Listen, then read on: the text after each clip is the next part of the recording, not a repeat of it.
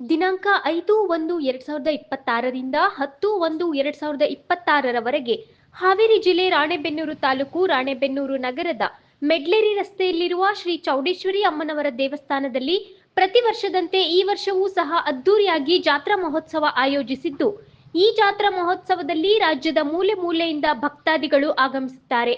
ಶ್ರೀದೇವಿಯ ಲೀಲೆಗಳು ಅಪಾರ. ಇವಳ ಪ್ರೀತಿ ಕೃಪೆಗೆ ಪಾತ್ರರಾದ ಭಕ್ತರು ಲೆಕ್ಕವಿಲ್ಲದಷ್ಟು.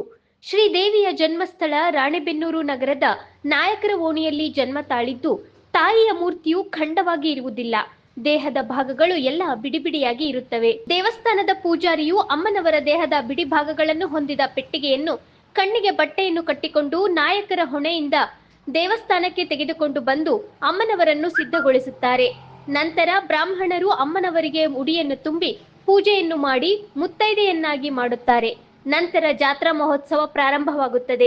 ಮಂಗಳವಾರ ಸಿಹಿ ಎಡೆಯನ್ನು ನೀಡುತ್ತಾರೆ.